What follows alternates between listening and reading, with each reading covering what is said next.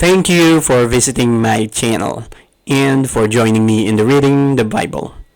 Reading the Bible nourishes our soul and guides us in our daily lives. With the help of the ultimate Simplified Bible Map, we can follow a clear guide that leads us to a deeper understanding of the Bible, especially about God and Jesus. As shown in the map, the first major section is the Old Testament. The Old Testament is divided into four main categories: the Pentateuch, historical books, poetry and wisdom books, and prophetic books. Now let's begin with the first category. The Pentateuch, consists of first five books of the Bible, traditionally attributed to Moses: Genesis, Exodus, Leviticus, Numbers, and Deuteronomy. Now let's take a closer look at the book of Genesis. In Genesis, we learn about beginnings of the world, of humanity, and of God's covenant with His people. The main character is God, our Almighty Creator. The traditional author of Genesis is Moses. We will explore the main themes, keys, events, and context of the book.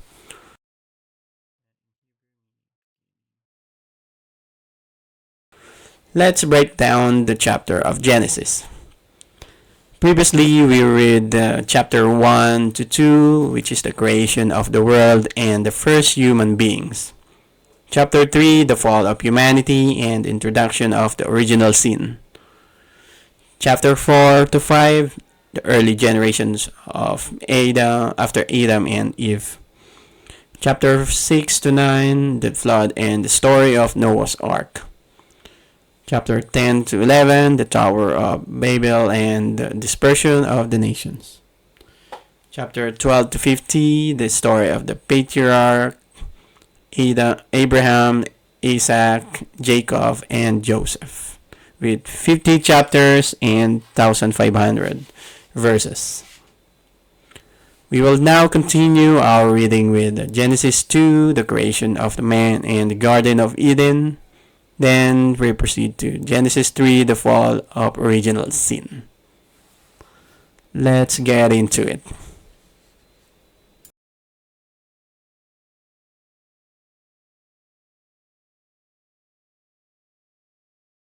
A river watering the garden flowed from the Eden. From there it was separated into four headwaters. The name of the first is the Pishon. It winds through the entire land of Havilah where there is gold. The gold of that land is good. Aromatic resin and onyx are also there. The name of the second river is the Gihon. It winds through the entire land of Cush. The name of the third river is Tigris. It runs along the east side of Ashur. And the fourth river is Euphrates. The Lord God took the man and put him in the Garden of Eden to work it and take care of it. And the Lord God commanded the man, "You are free to eat from any tree in the garden, but you must not eat from the tree of the knowledge of good and evil. For when you eat from it, you will certainly die." The Lord God said, "It's not good for the man to be alone. I will make a helper suitable for him." Now the Lord God had formed out of the ground all the wild animals and all birds in the sky. He brought them to the man to see what he would name them. And whatever the man called each living creature, that was its name. So the man gave names to all the livestock, the birds in the sky, and all the wild animals. But for Adam, no suitable helper was found. So the Lord God caused the man to fall into a deep sleep, and while he was sleeping, he took one of the man's ribs and then closed up the place with flesh. Then the Lord God made a woman from the rib he had taken out of the man, and he brought her to the man. The man said, "This is now bones of my bones and flesh of my flesh. She shall be called woman, for she was taken out of man. That is why a man leaves his father and mother and is united to his wife, and they become one flesh. Adam and his wife were both naked, and they felt no shame.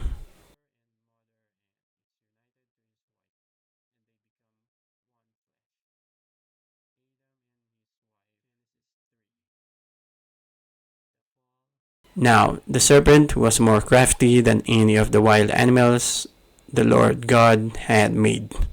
He said to the woman, "Did God really say you must not eat from any tree in the garden?" The woman said to the serpent, "We may eat fruit from the trees in the garden, but God did say you must not eat the fruit from the tree that is in the middle of the garden, and you must not touch it, or you will die." "You will not certainly die," the serpent said to the woman, "for God knows that when you eat from it, your eyes will be opened and you will be like God, knowing good and evil." When the woman saw that the fruit of the tree was good for food and pleasing to the eye, and also desirable for gaining wisdom, she took some and ate it. She also gave some to her husband who was with her, and he ate it. Then the eyes of both of them were opened, and they realized they were naked. So they sewed fig leaves together and made coverings for themselves. Then the man and his wife heard the sound of the Lord God as he was walking in the garden in the cool of the day, and they hid from the Lord God among the trees of the garden. But the Lord God called to the man, "Where are you?" He answered, "I heard you in the garden, and I was afraid because I was naked, so I hid." And he said, "Who told you that you were naked? Have you eaten from the tree that I commanded you not to eat from?" The man said, "The woman you put here with me, she gave me some fruit from the tree, and I ate it."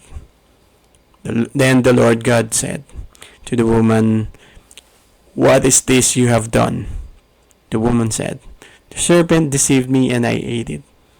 So the Lord God said to the serpent, "Because you have done this, cursed are you above all livestock and all wild animals.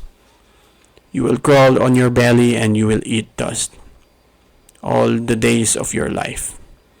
And I will put enmity between you and the woman, and between your offspring and hers.